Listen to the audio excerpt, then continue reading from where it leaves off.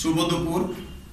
আজ খুলনা আর্ট একাডেমির 2023 সালের খুলনা আর্ট একাডেমির 13তম ব্যাচের চারুকলা ভর্তি কোচিংয়ের শিক্ষার্থীদের নিয়ে ক্লাস পরিচালনা করার মুহূর্তে আমাদের একজন অতিথি আসেন।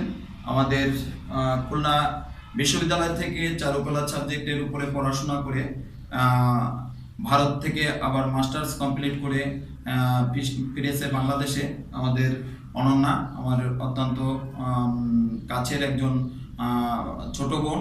আমি যাকে ছোট বোনের মতো দেখি, তারই ছোট ভাই আজকে তার সাথে আমাদের প্রতিষ্ঠানে আসতে। আমরা ছোট ভাইয়ের সাথে পরিচিত হব এবং সে একজন এই আমাদের সমাজকে বাঁচিয়ে রাখার জন্য আমাদের দিক নির্দেশনা দিবে একজন গুণী মানুষ। এবং তার সাথে আমরা পরিচিত হব যে আমাদের মানে বাঁচতে গেলে সর্বপ্রথম যাদের দরকার হয় সে হলো ডাক্তার। সেই ডাক্তার পেশায় সে নিজেকে নিয়োজিত করছে। আমরা তার সাথে পরিচিত হব এবং তার সাথে কথা বলবো। কেমন আছেন আপনি? হ্যাঁ আছি।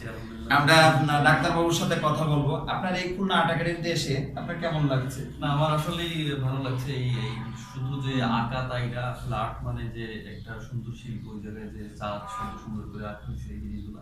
আর ওই আমি যেটা বলছিলাম আর কি, যে আমাদের সাথে আর্টের সম্পর্ক একদম ফার্স্ট ইয়ার থেকেই। আমাদের একটা সাবজেক্ট হচ্ছে অ্যানাটমি। আমি আপনার এই ভিডিওটা ধারণ করছি এই জন্য যে অনেকেই ধারণা যে পড়াশোনা করবে, শুধু পড়াশোনা করবে, তার ছেলেকে মেডিকেলে পড়াবে বা ইঞ্জিনিয়ারিং পড়াবে, বুয়েটে পড়াবে, আর্কিটেকচারে পড়াবে, কিন্তু চারুকলায় পড়াবে না। চারুকলায় কখন পড়বে? ওই যখন পিতামাতা ফোন দেয় বা কেউ করে যে পয়েন্ট কম থাকবে তারপরে সে চারুকলায় পড়বে, নাহলে চারুকলায় পড়ার দরকার নেই। মানে এটা কি আসলে আর্ট কি অন্যান্য সাবজেক্টে লাগে কিনা? আপনি কিসে পড়াশোনা করতেন? মেডিকেল। আমি হচ্ছে এমবিবিএস কমপ্লিট করলাম। এমবিবিএস কমপ্লিট কোন বিশ্ববিদ্যালয়, মানে কোন মেডিকেল থেকে? বরিশাল মেডিকেল থেকে ইন্টার্নি কমপ্লিট করলাম। লাগে শুধু তাই না, মাস্ট লাগে, অবশ্যই লাগে। বিশেষ করে আমাদের প্রথম যে সাবজেক্টটা অ্যানাটমি, তাতে হচ্ছে প্রতিটা কোশ্চেনে যদি 0.5 মার্কের কোশ্চেন হয়, আঁকতে হবেই।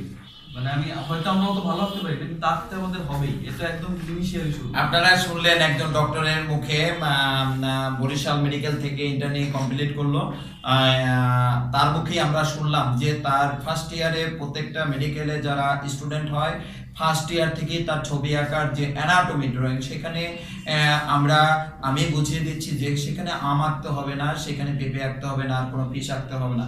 সেখানে দরকার মানব দেহের অবকাঠামো, বিভিন্ন রকমের পার্টস, তার ওখানে অ্যানাটমি, ওখানে অ্যানাটমি ড্রয়িং গুলো মূলত ওখানে প্রয়োজন হয়।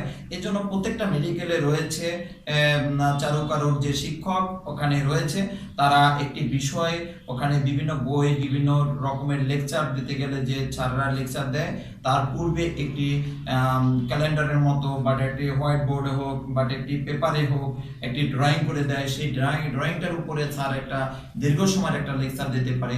বাট একটি খাতা যে অ্যানাটমি ড্রয়িং গুলো করে, তার খাতাগুলো দেখে হয়েছে যে চারুকারুর যে শিক্ষক থাকে সে সেটার মার্কিং করে। এরকম বিষয়গুলো নিয়ে কিন্তু আমাদের দেশে পরিচালনা করা হয়।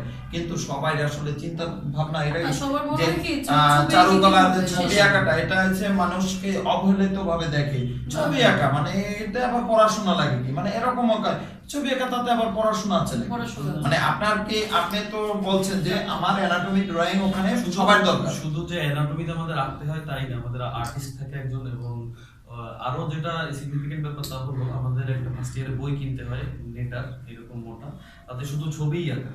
এবং আমাদের সবাই যেহেতু লাশের সব অংশ দেখতে পারি না ক্যাডাভারের, তো উনি নেটার বিখ্যাত শিল্পী। উনি হচ্ছে ওইটা প্রতিটা পার্ট উনি আঁকা, এবং খুবই সুন্দর আঁকা। ওই বইটা কিনতেই হবে এবং আমাদের ওইটা দেখে দেখে আঁকতে হয়। আমাদের যে শুধু আঁকতে হয় এই কারণে যে এটা এরকম, আমরা যদি আঁকতে না পারি তাহলে আমরা পরে সার্জারিতে তো করতে পারবো না। সার্জারি তো চিনবে না, মানে কোনখানে কোন পয়েন্টার কি নাম, কোথায় কি আছে, কোথায় তো বাজারে কিনতে পাওয়া যায় না, যেটা হার্ড এরকম আমরা চিনতে পারবো না। এবং সেকেন্ড থিং হচ্ছে সব মেডিকেল ওইরকম এনাফ লাশ নেই যে দেখবে কেটে বা এই করে। তো এই কারণে ওই বইটা খুবই সুন্দর আঁকা। আমি যদি এখন পিডিএফ দেখাইতে পারতাম, এত সুন্দর আঁকা।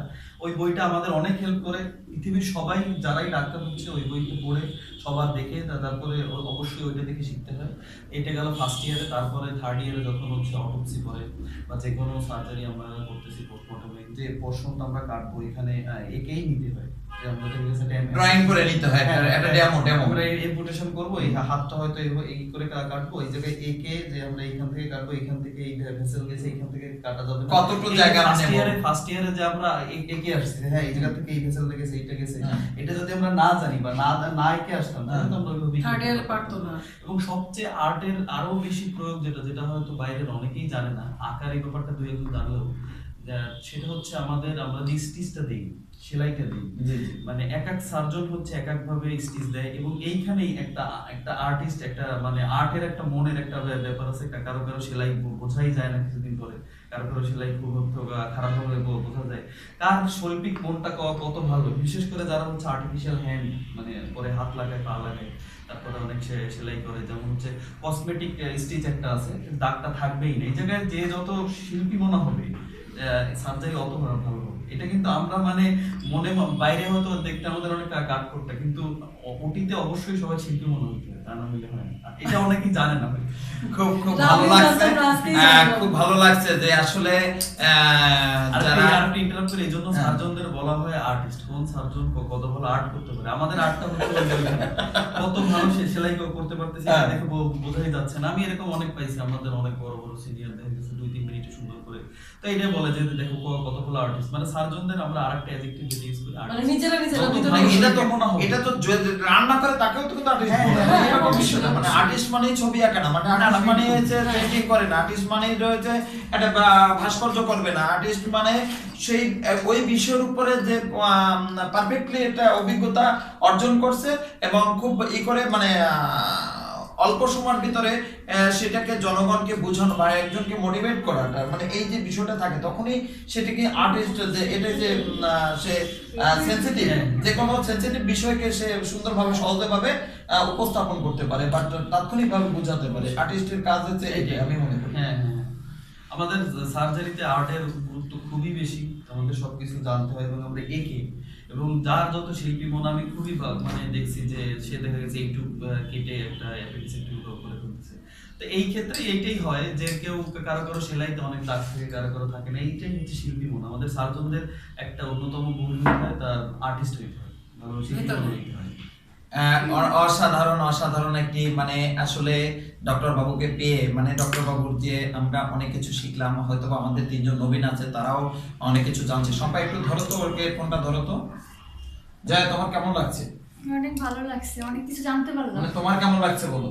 আমার অনেক ভালো লাগছে। ভালো লাগছে ডাক্তারবাবুর সাথে যে একটু শুনলে যে ওখানে ছবি আঁকা, তাহলে তোমার পরিবার থেকে তোমাকে যখন বেশি কথা বলবে ছবি এঁকে কি হবে বা কি হবে, তখন তো তাকে বলতে পারবা যে একজন ডক্টরও ছবি আঁকতে হয়, তারও ছবি আঁকতে হয়। কিন্তু এটা পরিবার থেকে তখন তো আর শিখে না বা তখন তাকে সেটাই সুযোগ দেয় না, কিন্তু তারও কিন্তু শিক্ষাটা অর্জন করতে গেলে, ডক্টর হতে গেলে এটা তারও প্রয়োজন হয়। শম্পা, আমাদের ক্যামেরা আছে শম্পা অল্প একটু সংক্ষিপ্ত তুমি তোমার ভূমিকা বলো, যে আমি ক্যামেরায় শম্পা আছি, তোমার কেমন লাগছে বলো। স্যার আমার অনেক ভালোই লাগছে, অনেক ভালোই লাগছে, আর অনেক কিছু জানতেও পারছি। আসলে আমাদের চারুকলা সব ক্ষেত্রে ভূমিকা রাখে, কিন্তু আসলে যারা বোঝে না, বিশেষ করে গ্রামের লোকজনদের নিয়ে সমস্যা হয়, যে ওরা বোঝে না, এই জন্য বিভিন্ন ধরনের সমালোচনা করে।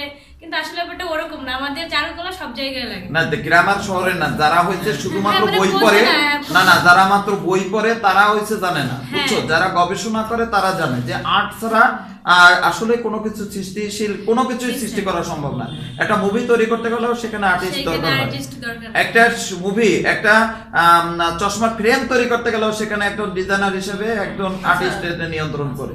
তো আমরা সত্যজিৎ রায় তো সবাই জানো আশা করি, সত্যজিৎ রায় সিনেমা চলচ্চিত্র, সত্যজিৎ রায় যখন প্রথম দিকে মানে ফিল্ম বানানো শুরু করেন তখন কি করতেন, উনি প্রত্যেকটা ব্যাপার স্কেচ করে নিতেন, যে এই এটার পরে এটা, এই দৃশ্যগুলো সব স্কেচ।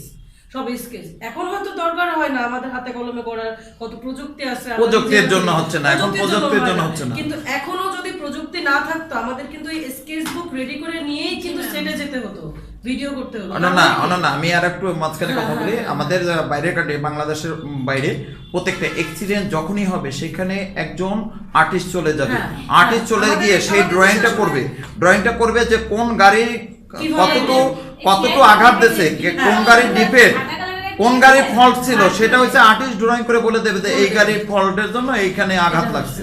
আমাদের দেশে তো আসলে এত বেশি এখনো হবে, আস্তে আস্তে হবে না, হবে অবশ্যই হবে। তো এই ব্যাপারগুলো না মানুষের মনে হয় কি যে আমি যখন পড়ছি, বিশেষ করে আজকে থেকে 12 বছর আগে, মানে আমাদের খুলনাতে চারুকলায় মেয়েদের পড়া আসলে একটু বেশি টাফ ছিল। আর আমি তো সরাসরি খুলনাতে নয়, খুলনার আরো বাইরে দূরে মোল্লায়। আমাকে অনেকজনে বলছে মেয়ে হয়ে কি সাইনবোর্ড আঁকবা, তুমি কি সাইনবোর্ডের দোকান দিবা। ব্যাপারটা এরকম ছিল যে আমি কি সাইনবোর্ডের দোকান দিব কিনা, আমি সাইনবোর্ড আঁকবো কিনা। বা আমাদের তখনও অনেক মানুষের ধারণা ছিল যে যারা ছবি আঁকে তারা শুধু সাইনবোর্ডেরই দোকান দেয়, ব্যানারই করে, ব্যানার করেই খায়। ব্যাপারটা এরকম। কিন্তু আজকে 13-14 বছর পরে এসেও কিন্তু আমার কাছে এরকম অনেক গার্জিয়ান ফোন করছে যে রেজাল্ট তো ভালো হবে না, রেজাল্ট কম আসবে, তাহলে তুমি একটু ফোনে একটু বলে টলে দিলে চান্স পাবে না। তো ব্যাপার হচ্ছে দেখো এই বিষয়গুলো খুব সুন্দর করে আমাদেরকে হ্যান্ডেল করতে হবে, কারণ তাদেরকে তো আসলে আমরা কষ্ট দিতে পারবো না। তারা আমাদের মুরব্বী মানুষ বা পরিচিত মানুষ, বুঝাতে হবে যে ব্যাপারটা এত সহজ না যত সহজ সবাই মনে করে, বা যে ছবি একটু আঁকতে পারলাম তাহলেই হয়ে গেল, এত সহজ না। এখানেও অনেক কিছু আছে আমরা দূর থেকে বুঝি না। এবং প্রত্যেকটা সেক্টর, এমন একটা সেক্টর আমাদের দৈনন্দিন জীবনে নেই যে সেক্টরটা তুমি দেখাতে পারবো যে ছবি ছাড়া সম্ভব। হ্যাঁ, এখন পেন্সিল দিয়ে আঁকতে হয় না, খাতায় আঁকতে হয় না, আমাদের প্রযুক্তি আছে, আমরা আঁকি না। কিন্তু যখন প্রযুক্তি ছিল না তখন আঁকতে হতো, অবশ্যই আঁকতে হতো। এই ব্যাপারগুলো মাথায় সবসময় রাখতে হবে, সবসময় রাখতে হবে। মানে কখনো আবার নিজের মন খারাপ না হয়ে যায়, ছোট হয়ে যায়, সবাই এমন বলতেছে আসলে আমি চারুকলা পড়ে কি করলাম। আসলে মনে হয় চারুকলা ভালো সাবজেক্ট, আবার সাবজেক্ট কোনোটাই খারাপ না, সব সাবজেক্টই সুন্দর। কোনো সাবজেক্টকে কোনো সাবজেক্টের থেকে ছোট করে দেখার দরকার নেই। যেমন একজন ডাক্তার দরকার, একজন ডাক্তারের মুচি না হলেও চলবে না, মুচি ডাক্তার না হলে চলবে না। তার মানে কি আমরা মুচি বাদ দিয়ে সমাজ করতে পারবো না, ডাক্তার বাদ দিয়ে সমাজ করতে পারবো না। কোনো সাবজেক্টের থেকে কোনো সাবজেক্ট খারাপ, চারুকলা কোন কাজে লাগে, চারুকলা মানে সাইনবোর্ড আঁকা, এই দিন শেষ, এই দিন শেষ। এখন দিন অনেক সামনে। তো আমরা এত সময় অনেক গুরুত্বপূর্ণ বিষয় নিয়ে আলোচনা করলাম। হয়তো এই ভিডিওটা দেখলে অনেকেরই চিন্তা ভাবনা পরিবর্তন হবে, বাট তার সন্তানকে যে ছবি আঁকার প্রতি তারা একটু আগ্রহশীল হতে পারে। কারণ ছবি আঁকাটা একটা এই বয়সে যদি যে বলে যে তুমি এখন পেন্সিল দিয়ে আঁকো, তাহলে সে আসলে আসলে খুব বিপদে পড়ে যাবে। কারণ ছোটবেলা থেকে যদি আঁকার একটু যদি ভাবনাটা থাকে, তাহলে ওই ইঞ্জিনিয়ারিং পড়ুক আর বুয়েটে পড়ুক আর কুয়েটে পড়ুক আর যেখানেই পড়ুক না কেন তার কাজে লাগবে। তো আপনার শিক্ষা কখনো বিফলে যায় না, এটাই হচ্ছে সর্বোপরি কথা। আপনারা ভালো থাকবেন, আর ডাক্তারবাবুকে সবাই দোয়া আশীর্বাদ করবেন, সেজন্য মানব সেবায় নিজেকে নিয়োজিত করছে। এটা একটি আমাদের দেশের গর্ব। আমাদের মানব সেবায় যিনি সুন্দরভাবে তার সফল হতে পারে, তার জন্য সবাই শুভকামনা করবেন। আর আমার ছোট বোনের জন্য শুভকামনা করবেন, তারা তাদের লক্ষ্যে পৌঁছে যাক, এটাই আমরা প্রত্যাশা করি খুলনা আর্ট একাডেমির পক্ষ থেকে। আজকের এখানে তাদেরকে আমরা পেয়ে আমরা খুবই আনন্দিত। খুলনা আর্ট একাডেমির পরিবার সকল সদস্যর পক্ষ থেকে আমি তাদের জন্য শুভকামনা করে এই ভিডিওটা এখানেই। স্যার আমাদের কথা আছে স্যার, আর আমি হচ্ছে ফটোগ্রাফার, আর এই যে হচ্ছে আমাদের স্টুডেন্টরা সবাই আমাদের জন্য শুভকামনা করবেন যেন আমরা ওই পর্যন্ত পৌঁছাইতে পারি।